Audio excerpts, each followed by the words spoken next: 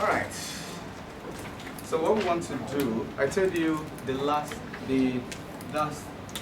6 topics are in the 2 books, 3 from the core textbook and 3 from the advanced one, so to speak.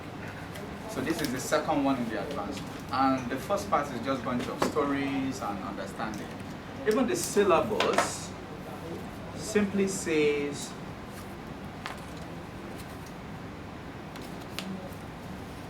if you look at this, 4.1, concept of population, blah, blah, blah, blah. Look at this.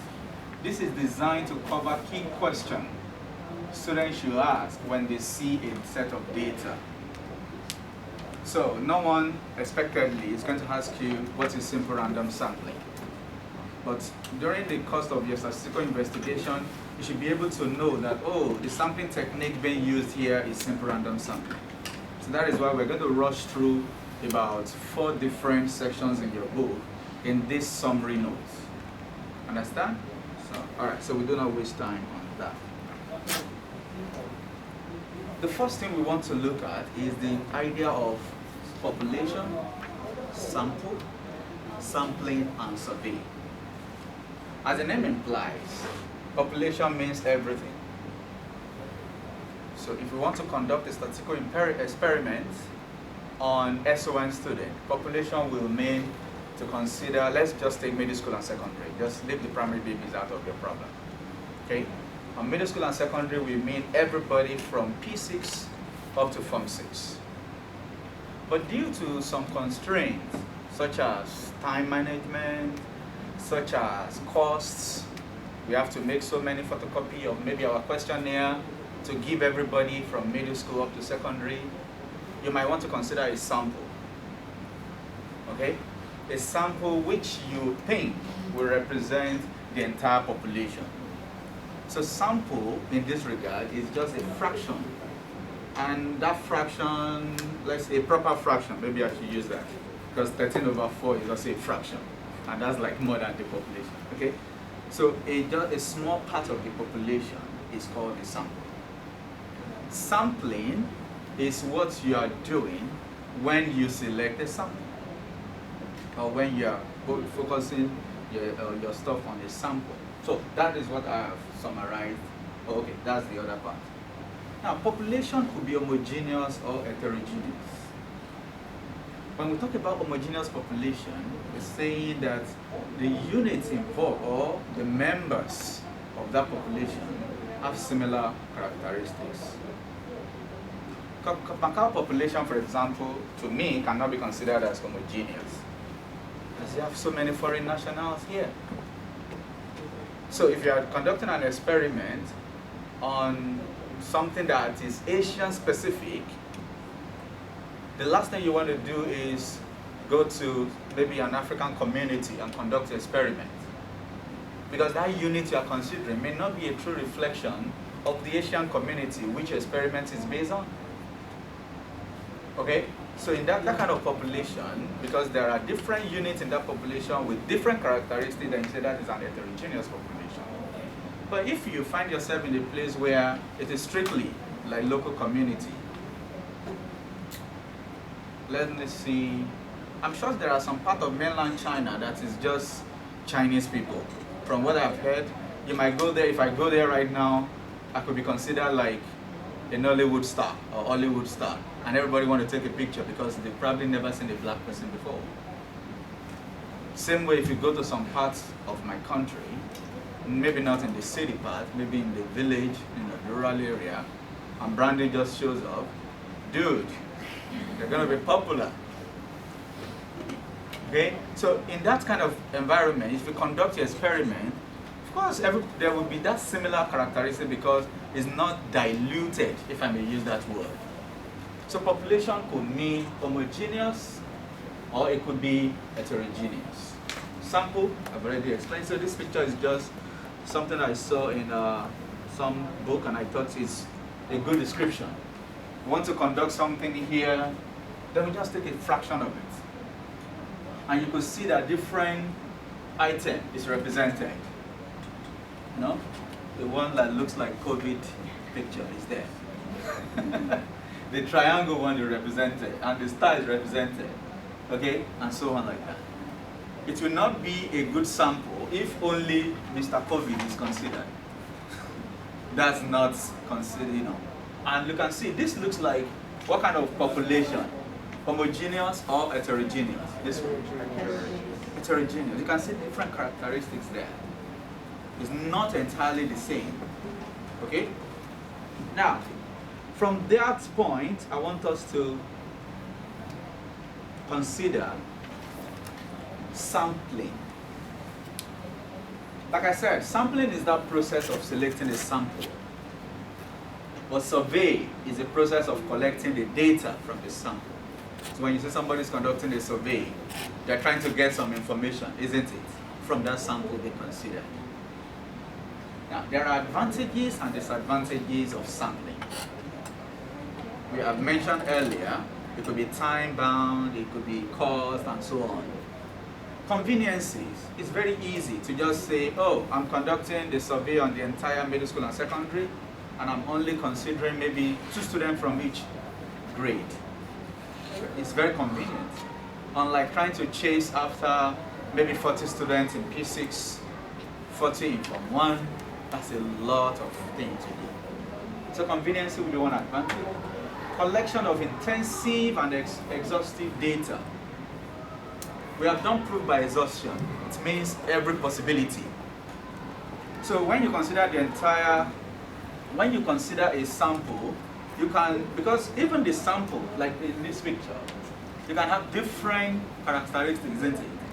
So you'll be able to actually reach out to different ones. Okay? Cost, we've talked about timing. When your resources are limited, of course, sample is better. You don't have so much to spend on this stuff. And of course, better rapport between the researcher and the respondent. You're not talking to so many people, so it's easier to connect with people.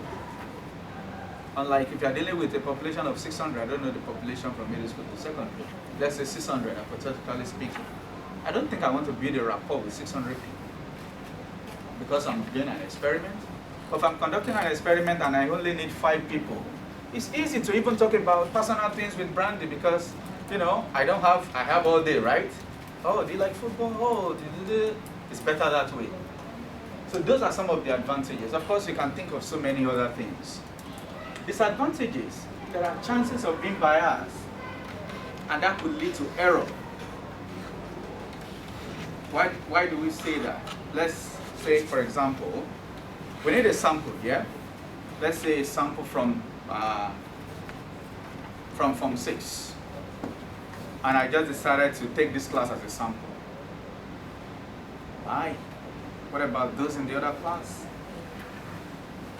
When you are taking your sample and you want it to be a true reflection of the entire population, you have to leave your personal feelings out of it.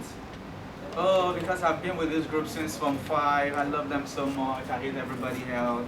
No, you're not a good researcher. So when you're taking a sample, there are chances, we're not saying it's going to lead to bias, but there are high chances of being biased when selecting. Your bias could be because you are so lazy to go out there and talk to 2 people. You just see 2 people here, you just quickly talk to them. And you don't even know if they are going to give you information that will lead you astray in your investigation. Okay? Difficulty in selecting true representative. Of course, it's going to be very difficult. I need 10. And there are 1,000. Oh my God, how do I select 10 without everybody complaining? Okay? It could be unscientific. When something is unscientific, it's not based on fact. Okay? If the unit is heterogeneous, for example, this unit have different quality. This unit have different one. This unit have different one. And if I just take this unit, whatever they give me is not a fact because it doesn't reflect who you are. Am I making sense? Take the COVID vaccine situation, for example. If the people testing for the people being used for the trial come from a population, from a unit of the population that is different from others, we can't really trust that kind of vaccine. If Macau developed vaccine today, they will not consider only the local community in the tribe. They have to consider the Caucasians. They have to consider the Africans in the community, not just the Asian population. Even the Asian population, we have subgroups. Are you talking about Asian as Chinese? Are you talking about Asian as Filipino? And so on like that. Okay? So, the next thing, is that the, okay, disadvantage then. The next thing I put in your notes is the sampling techniques. Fine, we're talking about taking samples, but there are techniques, there are some common techniques that are being used when taking samples. And number one that I put here is a simple random sampling. From the words random, what does it mean?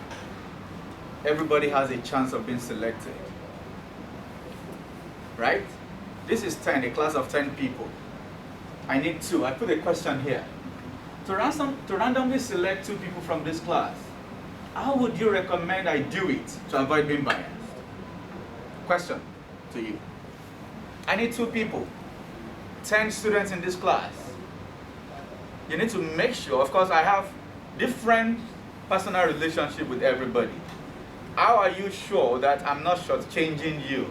I'm not making my relationship with Brandon more important than my relationship with Lillian. So that everybody feels okay, yes sir. You just leave it up to chance. You say what? You leave it up to chance. What do you mean leave it up to chance? Use like a name generator or something. To choose name generator, that's one. One thing that is common, especially in football, when talking about maybe one club or one team versus another team, especially in the next stage, is that they put their name. How many people have seen the football grouping before? There is this round stuff they put, the rolling, isn't it? And they pick, and you see, oh, this is Clarissa versus Brandy, something like that. There you go. Like Tao Team. That, well, because those things are of the same size, it's, of course, it's trusted. It's not like one is so big and the other one is so small, then of course that reduces the chances of which one comes first. It's like, oh no, it's not fair. But they have the same chance, they have the same size. But even as they have the same size, while putting everything into that box that is going to be rolled, some are going to be put first, while some are going to be at the top. How do you know that your physics interpretation does not come into play? By the time you do this, who knows? Maybe there are some calculations to tell us, oh, actually, anyone at the middle is likely to come first or something like that. So there might still be room for doubt. Now, are you sure you didn't intentionally put me with Callista so I can be defeated in round 1? Then people start taking rumors of match fixing and things like that. So to avoid things like that, then we could use a name generator, like I said. We could assign numbers to each team. Then we are generating, because you have a software that we provided the algorithm too. It's free of bias. You can only use quantum computers. Normal algorithms still. Do you understand? Do you understand the point here? Okay. Any problem? Okay. So that's one thing I could do. Rather than even writing names on the board and closing my eyes, come on. Some names are longer, some names are very short. Who knows, maybe I can just be lazy and just go with the short names. If I write on paper, the paper to write maybe Lillian or Brandy, I think they're even almost the same.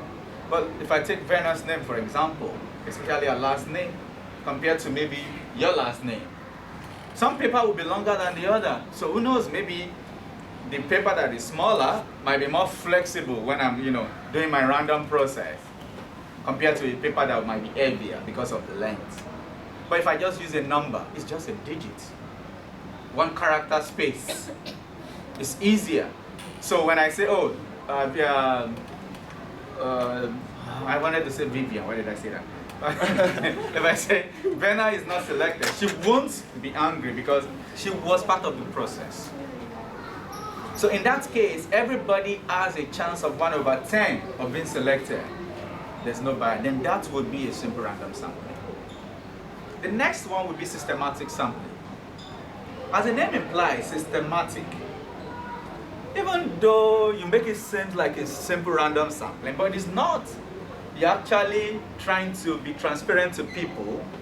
At the same time, you already know what you want to do. I'll give you an instance. I don't know if I wrote an example here. Okay, I think I wrote an example here. Sam's Supermarket, which is to conduct a survey. And the survey will cover 20% of their customers, maybe on a particular day.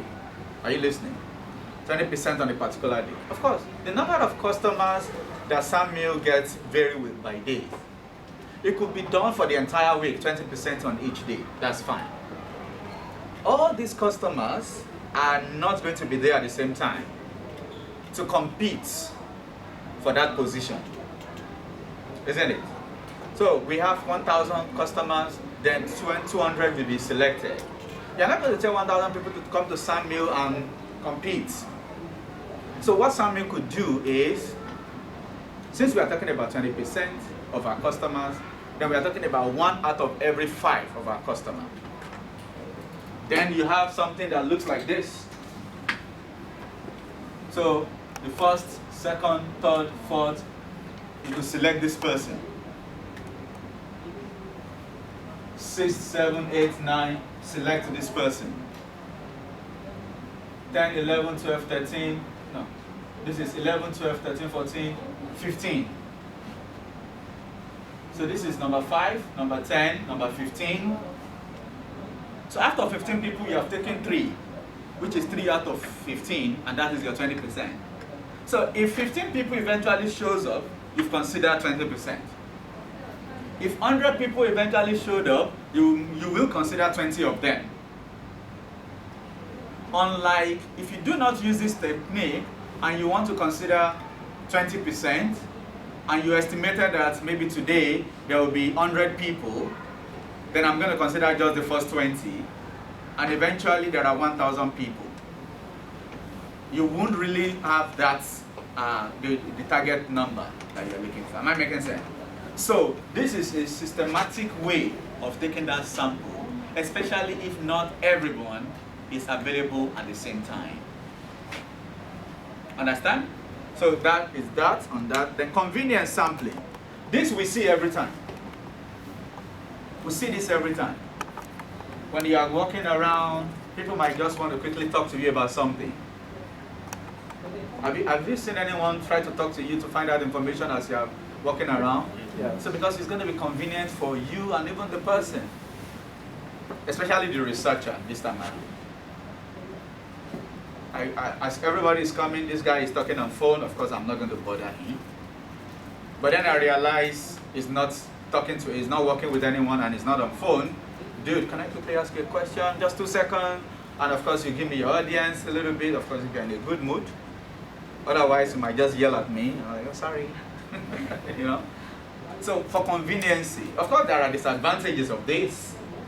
If you only talk to people that are walking around, are you sure they are the true population that you want to, they are true representative of the entire population? So that is convenience. Stratified. You see, the last two, stratified and quota sampling, are similar. What happens in the stratified and quota sampling is that we want to make sure that each subgroup, okay, each subgroup is well represented. Now, look at this. I've put an example here. School of the Nation, say for example, has a population of 700 from middle school to secondary. And the School of the Nation would like to take 10% into consideration as a sample for some opinion poll. Oh, how many of you would like to have what was that thing we did at the beach before the COVID? Oh, the family picnic, something like that. Or maybe student opinion on that picnic. Okay? Now, 70 students are to be chosen in middle school and secondary. In this case, we will consider the 7 grade levels, P6 to Form 6. So it doesn't feel as if only the big boys and big girls made the decision on behalf of the small ones. And it doesn't look as if, oh, the small ones are the one considered to make decision for you. Okay? So in both stratified and quota sampling, we consider everybody, and everybody will send their representative to the sample based on their population. For example, let's say P6, I've just used 3 grade groups, Form 1 and Form 2. Maybe there are 40 here, there are 50 here, and there are 60 here. This is 150. Out of this 150, are you listening? Out of this 150, we need just 30. It will be unfair to pick 10, 10, 10. If this was a decision-making body, these guys are more, more popular than this. But they have the same power in the student representative body. So what we will do is, okay, what is the ratio of these guys? 40 out of 150.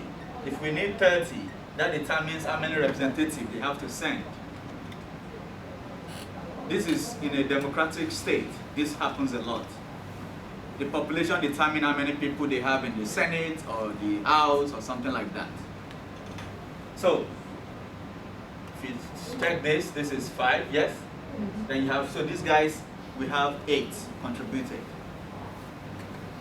These guys, we have 50 out of 150 and 30. So we have 10. Then these guys, we have 12 contributed. Quota sampling works like this. At the end of the day, you have 30 people from each group. Okay? These subgroups are called strata. The singular will be stratum, just like data and datum. Okay? Now, in this strata, how you select these 8 depends on which sampling technique. Out of 40, I need 8. If I use this, or the simple random sampling, where I write people's name and versus a number, and whatever number picked represents, then you say you have considered the stratified sampling. Because even after we have decided how many represent, the selection of these 8 is random selection, or stratified selection. People know that they have chances of being selected. In the case of Samuel, you have a chance to be number 5. You are not restricted. It depends on when you go shopping. Do you understand that? And in the case of simple random sampling, we are going to write everybody's number. So whatever the generator brings, oh, number 10, if you are number 10, you are chosen. Oh, number 8 is next. Oh, maybe number 1 goes next. Maybe number 50 goes next. It's random selection. Then that is stratified chance. But in the quota sampling, we know that we need quota of 8. Maybe Mr. Daniel is put in charge of Form 1 and you guys are Form 1 and I'm lazy, or for whatever reason, I just trust whatever I get from this class. Oh, please give us 10 students from your class, and I just write everybody's name and I submit. Then that is quota sampling, because I haven't given the rest of your age group a chance of being selected. So that is the difference between stratified and quota sampling. Both of them start in the same way by giving each group a chance of being selected. How this group elect their representative depends on which of the sampling technique. And these are the 5 main sampling techniques that you should be aware of. Okay? So quickly, if you want to walk around, please walk around. Now, if we take this my hand. The next thing I put in your note is error. When you do your sampling, or when you are conducting a survey and you consider a sample instead of the entire population, you are not getting the actual, you are only getting an approximation of people's opinion. Is that not? So the difference in that result is an error. Now that error, if that error is very small, then the smaller the error, the more reliable your result is. Do you agree with that? Now, these are the main types of error that you might consider if conducting a survey using the sample of population. One, sample error. Like I said here, it occurs when the characteristics of that sample is different from that of the entire population. We are doing something about COVID vaccine, and the trial is only done on the local community. How is that a true representation? You don't know how my body will react, and I live here also.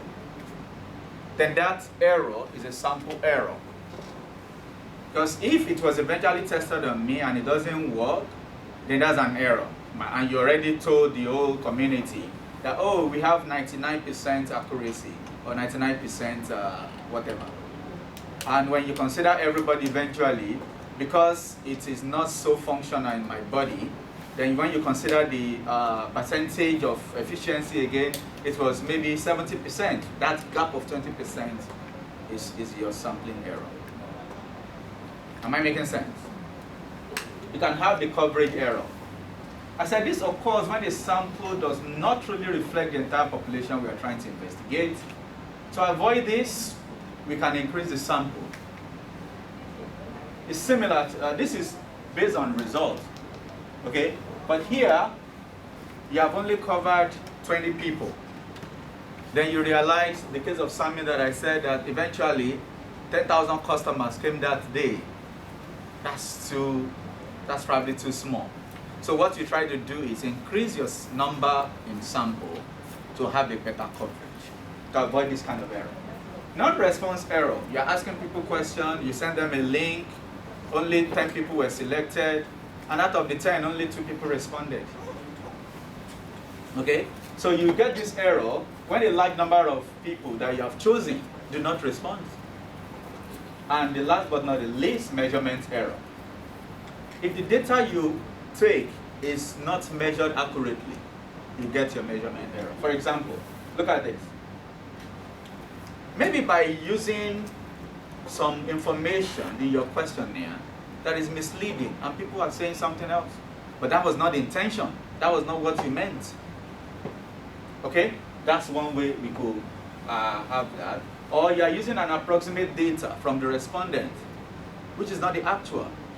You're asking people maybe about their income, and maybe they don't have it in their head. They just told you, oh, 25,000, for example. And their salary is probably 24,598. There's a huge gap between that kind of money. For one person, it might be insignificant to you, but imagine 1,000 people told you that. So there's a gap of about 500,000. 500 is insignificant to you, but 500,000 is a lot. So if the government is going to base this result on maybe how much money to give people, the government might be budgeting for 2.5 million instead of 3 million, just because of that 500 error on each person. Okay? So quickly, that's that about error, just for information's sake. These are the steps in statistical investigation that I'm sure we are used to. You do your biology, you do a lot of investigation in science. Statistics is also similar. Of course, the first thing is to state your problem and identify the variables in your problem. We're going to be doing this a lot, even in correlation and regression. In probability also, you did something like this. You have to identify which variable you're dealing with, isn't it?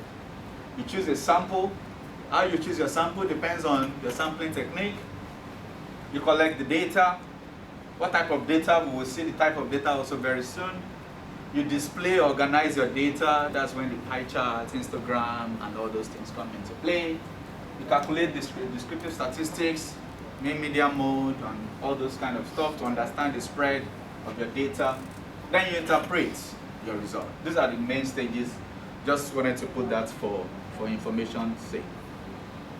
When do we say a data is reliable or valid? It's as I put here. Your data is going to be reliable if it is consistent. You did it first, you get result I. You do it again in a similar scenario, the second trial, you still get your I or something very close to I, but the difference